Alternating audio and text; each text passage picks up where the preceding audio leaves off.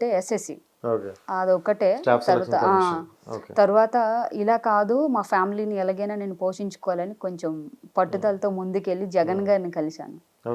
కలవడం కూడా అయిపోయింది. స్టార్టింగ్ సీఎం అయిన తర్వాత ఫస్ట్ వైజాగ్ వచ్చారు. సీఎం అయిన తర్వాత ఆయనే ఫస్ట్ వైజాగ్ ఎయిర్పోర్ట్ లో మేము కలిసాము. నన్ను పాలూరు సిద్ధార్థ అని ఆ సార్ నాకు ఇంటర్మీడియట్ వరకు బాగా సపోర్ట్ చేశారు. ఫుడ్ అన్ని విషయాల్లో ఆయనే తీసుకెళ్లి కల్పించారు. ఆయన్ని జగన్ గారిని కల్పించారు. సార్ ఇది మా పొజిషన్, నాకు చిన్న గుమస్తా ఉద్యోగం ఇచ్చినా నేను చేసుకుంటాను అన్నాను. వెళ్ళిపోండి అమ్మా మేము చూసుకుంటాం అన్నారు. ఇప్పటి వరకు ఏం లేదు. అలా వెళ్ళిపోయిన తర్వాత ఇప్పుడు రాలేదు. ఇంకా లెటర్ ఉంది మా దగ్గర. ఇంకెందుకు మళ్ళీ మరొక 2-3 నెలలు పోతే అది కూడా పోతుంది. మరి ఇంకెందుకు లెటర్? 4 సంవత్సరాలు అయిపోయినా ఇంకా రిప్లై రాలేదు. అయిపోయింది. మీరు ఎవరిని అప్రోచ్ అవ్వలేదా? అప్రోచ్ అయ్యాను. కలెక్టర్ ఆఫీస్ కి వెళ్ళాను. లేదమ్మా వాళ్ళు లెటర్ పెడతారు అన్నారు. వైజాగ్ లో కావాలా శ్రీకాకుళంలో కావాలన్నారు. నిజంగా వచ్చేస్తుందేమో అనుకున్నాను నేను. సార్ వైజాగ్ వద్దండి, శ్రీకాకుళం వద్దాం, వైజాగ్ దగ్గర అన్నారు. వచ్చేస్తుందేమో అనుకున్నాను. ఆ లెటర్స్ అలాగే ఉన్నాయి, జిరెక్స్లు పెట్టి అలాగే ఉంచాను. ఒకవేళ అవకాశం వస్తే ఆయన మళ్ళీ కలుద్దామని. మరి ఎప్పుడు మన శ్రీకాకుళం రాలేదు. మనం ఆయన ఆఫీస్ చుట్టూ కూడా ఒకసారి రాష్ట్రానికి సీఎం చెప్పినా ఒక ఉద్యోగం రాలేదంటావా? రాలే. అది కూడా వాళ్ళు ఏదో కోటాలో ఇస్తారంట అన్నయ్య. ఆ కోటాలో కూడా రాలేదు అని అంటే నేను నమ్మకం వదిలేసాను. ఫస్ట్ ఆఫ్ ఆల్ నా మీద కాకుండా పక్కోడి మీద వదిలేయాలి. ఇప్పుడు ఆయన ఏదో చూడలేదని నా మీద నేను కాన్ఫిడెన్స్ వదులుకుంటే నేను సచ్చించాం కన్నా దారుణం. ఎందుకంటే ఇంత కష్టపడి చాలా మంది నాకు సపోర్ట్ చేశారు ఈ చదువు చదవడానికి. ఒక ఉద్యోగం కోసం ఆయన చుట్టూ నేను ఎందుకు తిరగాలి? ఫస్ట్ ఆఫ్ ఆల్ డిగ్రీ చదివాను చాలా మంది దాతలతోని, నా కాళ్ళ మీద నేను నిలబడాలి. ఫస్ట్ ఏం చేయాలి నేను? సో ఇదే ఆలోచించాను.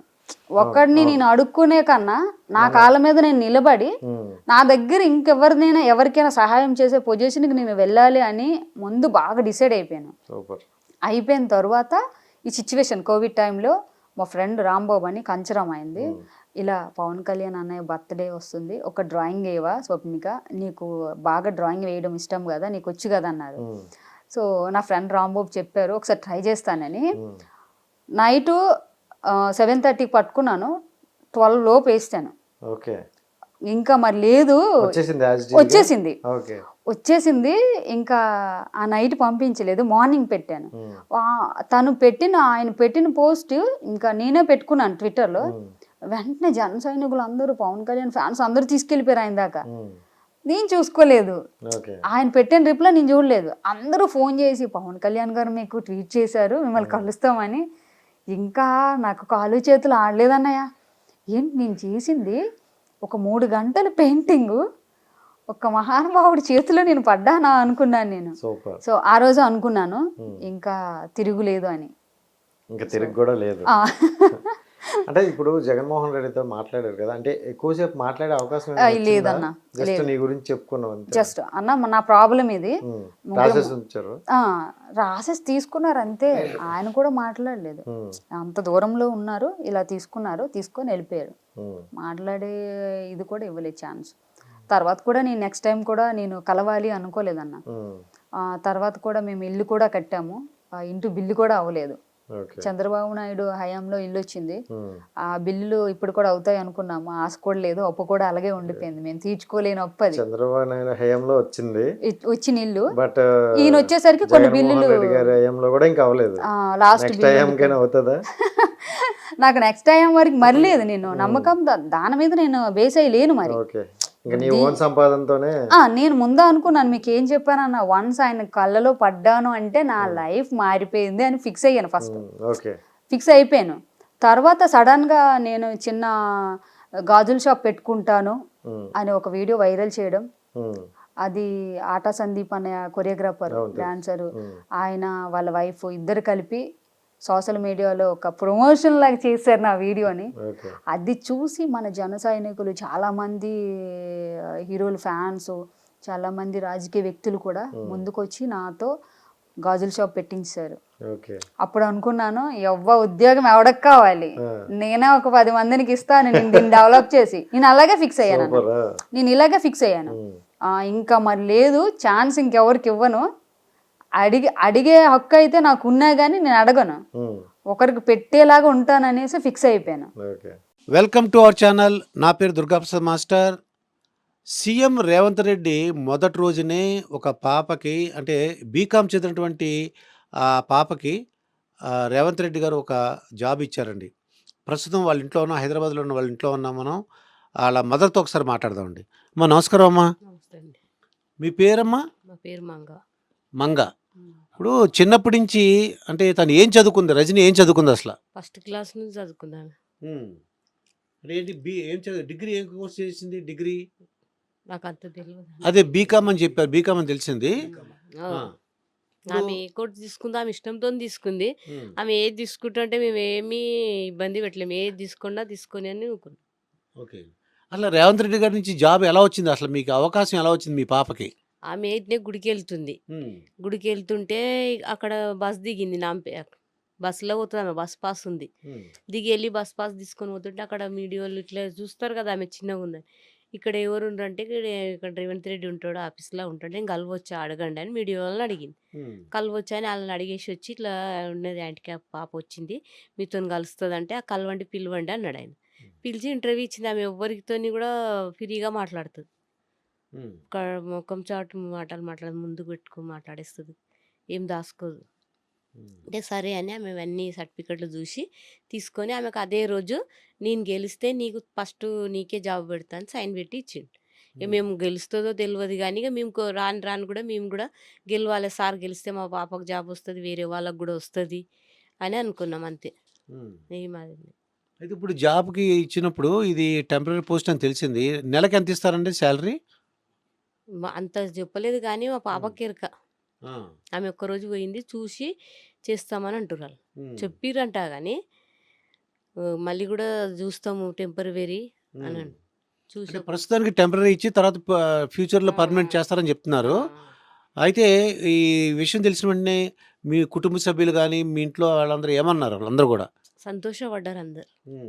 చాలా మంచిగా ఆమె ఫలితం కష్టపడ్డందుకు, ఆమె ఇట్లా ఉన్నందుకు మంచిగా వచ్చింది జాబ్. అందులో ఉంటుంది. ఆ చిన్నోళ్ళవి కూడా మ్యారేజ్ లేనాయి, అంతకన్నా చిన్నోళ్ళవి వాళ్ళ పిల్లలే పెద్దగా అయ్యారు. అంతకన్నా చిన్నోళ్ళవి అందరు వాళ్ళ చెల్లె మ్యారేజ్ అయింది, పిల్లలు ఆమె కూడా పెద్దగా అయ్యారు. ఇట్లా జాబ్ పోయి వస్తుంటే మంచిగా ఉంటుంది ఇక ఆమె అని అందరికి ఖుషి, అందరికి సంతోషం. ఎవరికైనా చుట్టాలకు కానీ ఇంట్లో ఆమె ఫస్ట్ నుంచి చిన్న చూపు ఎవరు చూడలేరు, బయట వాళ్ళు చూడలేవు, స్కూల్లో చూడలే, కాలేజీలో చూడలే, అందరూ ఎంకరేజ్ చేసిరు ఆమె. ఓకే. అయితే ఈ చుట్టాలు కానీ వీళ్ళందరూ కూడా చాలా సంతోషించారని చెప్తున్నారు. అయితే ప్రస్తుతం డిపార్ట్మెంట్ ఎన్ని గంటలకు బయలుదేరుతుంది? ఇంట్లో 8 గంటలకు ఇంటికి వచ్చేస్తుంది సాయంకాలం. ఒక్కరోజే వెళ్ళింది ఆమె, ఒక్కటే రోజు వెళ్ళింది. 10:30కు 10 గంటలకు రావాలి. ఒక్కరోజు కూడా డుమ్మ కొట్టదు, కంటిన్యూ రావాలి మీరు. 5 గంటలకు వస్తారు, హెల్ప్ కూడా చేస్తాం మేము అని అన్నారు. వాళ్ళు కూడా అన్నారు. అయితే ప్రస్తుతం మరి మీ ఆయన గారు ఏం చేస్తుంటారు, ఏ జాబ్ చేస్తుంటారో, ఆయనకి ఎలాగా మీకు ఆదాయం ఎలాగా? ఇవే ఆవులు, కూరగాయలు, మాకు షాపులు ఉన్నాయి మాకు, అవి ఇవి అట్లా బిజినెస్ అయిపోయింది అంతే. ఆవులు ఉన్నాయి, ఇంకా అంటే షాపులు అంటే ఏమున్నాయి? షాపులు అంటే కూరగాయల షాప్ ఉంది మాకు, అందట్లో కూరగాయల షాప్ ఉంది. అందరు పని చేసుకొని అక్కడి నుంచే వస్తారు అంతే. ఓకే. మొత్తం ఎంతమంది పిల్లలు మీకు? మాకు ముగ్గురు, ఒక బాబు, 2 పాపలు. అంటే 2 పాపలను ఒక అబ్బాయి. ఒక అబ్బాయి ఏమో టీచర్గా చేస్తున్నాడు, పీఈటీ మాస్టర్ అని. ఇంకో పాప కూడా మ్యారేజ్ అయిపోయింది. ఓకే. ప్రైవేట్ స్కూల్లో టీచర్ అంటది, పీఈటీ మాస్టర్ అని తెలిసింది. అయితే ఇప్పుడు ఈ పాపకి ఇంకా అంటే పెళ్లి చేయాలని అనుకుంటున్నారా మీరు ఏమన్నా? అనుకుంటలేం. ఇప్పుడు చేస్తే ఇక ఆమె ఏజ్ కూడా 35 అయిపోయింది. వద్దిగా అనుకున్నాం మేము. ఇక ఆమె కూడా చేసుకోను అన్నది. మా మామగారు కూడా చెయ్యొద్దు, ఆమెది ఇంట్లోనే ఉంచుకోవాలి అని చెప్పారు. ఇవి మంచి వాళ్ళకే మ్యారేజ్లు అయ్యి వదిలిపెడుతురు. ఇప్పుడు ఈమెను ఎవరు అంతా చూస్తారని చూడరు, వదిలిపెట్టినాక ఎట్లుంటారు. ఇప్పుడు జాబ్ ఉందని కూడా వస్తే కూడా చేయలేం, చేస్తే రావాలి కదా, అట్లా చూసుకోవాలి కదా మంచిగా. ఇక మేము ఉన్న రోజులు చూస్తాం, మా బాబు కానీ వాళ్ళ చెల్లె కానీ చూసుకుంటుంది, మా చుట్టాలు కూడా చూసుకుంటారు, అట్లేం లేదు. అంటే రజని అడుగుతుందా పెళ్లి చేయండి అని అడుగుతుందా అన్న? అన్నదామె. ఆమె ఫీలింగ్ కూడా రాలేదు, అనలేదు కూడా. కానీ మాకే ఆమె లైఫ్లో ఎట్లుంటుందో అనుకున్నాం. కానీ ఇక జాబ్ వచ్చింది, ఉంటుంది. ఇక గుళ్ళల్లోకి అక్కడ ఇక్కడ తిరుగుతూనే ఉంటుంది ఆమె, అన్ని గుళ్ళు తిరుగుతుంది. ఇప్పుడు కాంగ్రెస్ ప్రభుత్వం 6 గ్యారంటీలు అని చెప్పింది. దాంట్లో ప్రస్తుతం 2 ఇచ్చేసారండి. ఒకటి బస్సు ఫ్రీ ఒకటి ఇచ్చేసారు. రెండోది ఏంటంటే 10 లక్షలు ఆరోగ్యశ్రీ ప్రైవేట్ కార్పొరేట్లో చేయించుకోవచ్చు మన వైద్యం. అది కూడా మీకు విషయం తెలుసా? మీకు నాకు తెలుసు, నిన్న టీవీలో చూసినాం. సోనియా గాంధీ బర్త్డే ఉందని ఆ రోజు చేసారు. దీనివల్ల ఎలా ఉంటుందండి కాంగ్రెస్కి? ఏమన్నా అంటే మంచి పేరు వస్తుందంటారా, ఇంకేమైనా కష్టాలు ఉంటుందంటారా ఈ? ఇప్పుడు ఆయన హెల్ప్ చేస్తుండు కాబట్టి మంచి పేరే వస్తుంది. ఇక అన్ని హెల్ప్ మంచిగా చేస్తే మంచిగా పైకి ఎక్కుతాడు ఆయన. ఇక చేయకుంటే రాడు, చేస్తే వస్తాడు. ఇక మాకు ఇచ్చిందని మేము అన్ని అని అనుకోము, చేస్తుంటే ఆయననే వస్తాడు ఇక రా. అయితే వచ్చిన జీతం మీకు ఇస్తుంటారా, లేకపోతే మీకు ఖర్చు పెట్టుకోమని మీకు ఇస్తుంటారా, లేకపోతే తన దగ్గర ఉంచుకుంటుందంటారా రజనీ? ఇష్టం ఇక మేము ఏం అడగలేము దాని గురించి, మేము ఏం అడగం చేయము ఆమె, ఏమి తీసుకోము అడగం చేయము. ఆమె ఇష్టం ఫస్ట్ అందరికీ సాయం చేస్తా అన్నది. తర్వాత ఫస్ట్ అయితే సాయం చేస్తా అందరికి, తర్వాత ఇక ఆమె మనిషి మేము అడగలేము, ఇక ఏం అడగలేము ఆమె అవన్నీ. మేము అడగం కూడా, ఎక్కువ మాట్లాడడం కూడా ఆమెతో. అంటే చిన్నప్పటి నుంచి ఏదన్నా జాబ్కి ట్రై చేసిందా, లేకపోతే ఇదే ఫస్ట్ టైం రేవంత్ రెడ్డి గారు చాలా సార్లు చేసింది చాలా పోయింది. హైటెక్ సిటీకి పోయింది ఆమె, నేను కూడా పోయినా ఆమె వెంబడి. ఇక ఆమెకు తీసుకుంటే ఇంటర్వ్యూ తీసుకుంటే మళ్ళీ మాకు మంచిది చేసుకునిరా నీవు చాలా జర అది అని చెప్తే మళ్ళీ వచ్చింది పోయింది. ఇక మాకు కూడా అంత దూరం ఎందుకు అని అనుకున్నాం, ఏదో ఉండు ఇంట్లో అంటే ఆమెకు టెన్షన్, ఇంట్లోనే ఉంటే టెన్షన్ ఉంటుందని తిరిగింది. నేను చదివిన చదువుకు నాకు ఉండాలి అని తిరిగింది, ఎక్కడ రాలేదు. ఇక్కడ ఇంటర్వ్యూకి వెళ్ళినప్పుడు ఏమన్నారు వాళ్ళు ఇంటర్వ్యూకి వెళ్తుంటే? ఆమె చెప్పదు మాకు, పోయేసి వస్తుంది, నీకెందుకు నా బాధ నేను పడతా, నీకెందుకు అవన్నీ, నీకేం అవసరం అంటది. ఏమన్నది ఇక్కడ పోతుంటే కూడా అందరు ఎవరైనా హెల్ప్ చేస్తారు ఆమెకు, అట్లానే ఏం లేదు. ప్రస్తుతం రజనీ నాన్నగారు మనతో పాటు ఉన్నారు. ఎవరు మీ పేరు? T Venkataswamy, T Thummari Venkataswamy.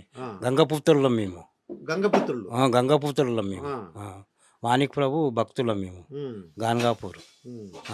ఏంటి మరి మీ అమ్మాయికి జాబ్ వచ్చింది, మీరు తండ్రిగా ఏమనుకుంటున్నారు మీరు? హ్యాపీగా ఉన్నాం మేము. అన్న రేవంత్ రెడ్డి అన్న డ్యూటీ ఇచ్చిండు, హ్యాపీగా ఉన్నాం మేము. అన్న అసలు మరి రేవంత్ రెడ్డి గారు సీఎం అవుతారని మీరు అనుకున్నారా? కాంగ్రెస్ ప్రభుత్వం వస్తుందని మీరు అనుకున్నారా? మేము అదే పార్టీలో మేము ముందర నుంచి, మా నాయన గారి నుంచి, మళ్ళా మా నాయన వాళ్ళ మామయ్య పెద్ద మామయ్య ఫ్రెండ్ ఇద్దరు, ఆయన వస్తాడని మేము అనుకున్నాం. చాలా రోజులు ఆయన చాలా కష్టపడ్డాడు, రేవంత్ రెడ్డి గారు చాలా కష్టపడ్డాడని ఆయనకు ఫలం దొరికింది అంతే. ఇప్పుడు మీరు ఏం వ్యాపారం పిల్లల్ని ఎలా పెంచారు? మీ డబ్బులు రావాలంటే మీ పిల్లల్ని ఎలా పెంచారు? ఇప్పుడు మీకు 2 అమ్మాయిలు 1 అబ్బాయి, మరి మీకు ఆదాయం ఎలా వచ్చింది? మీరు ఏం చేస్తుంటారు? మాది కూరగాయల దుకాణం సార్, కూరగాయలు అమ్ముకుంటాము. 2 ఆవులు ఉన్నవి, ఆవులు నడుపుకుంటూ ఉంటాము. మాకు అట్లా కొన్ని పైసలు ఊరకి వేసుకుంటాం. మా పిల్లలను చదివించినాం, అంత చదువు చదివించినాం మేము. మా పాపని మా బాబుని. మా బాబు మెకానిక్ ఇంజనీరు, మా పాప బీకామ్ చదివించినాం ఆమెని. ట్యూషన్ పెట్టినాం, చదివించినాం. చాలా బాధపడ్డాం మేము, మా పాప అట్లుందని. చదివియాలి, బాగా చదివిస్తేనే ఏదైనా కొలువు వస్తుంది. ఆమె డిగ్రీ సంపాదిస్తే, చదువులో ఎక్కువ చదువు చదివి సర్టిఫికేట్ కమాస్తేనే డ్యూటీ ఇస్తారు మంచిగా అని అట్లా కష్టపడ్డాం. ఆమె చదివింది, ఆమె చదివినందుకు ఫలం దొరికింది ఆమెకు. అన్న రేవంత్ రెడ్డి అన్న డ్యూటీ ఆమెకు ఇస్తా అని వాగ్దానం చేసి గెలవక ముందుకు ఆమె డ్యూటీ గుడికి పోతుంటే ఇట్లా మీడియాలో అడిగింది అన్నతో కలిపి అంటే, సరే కల్పిస్తా కూకోబెట్టిను.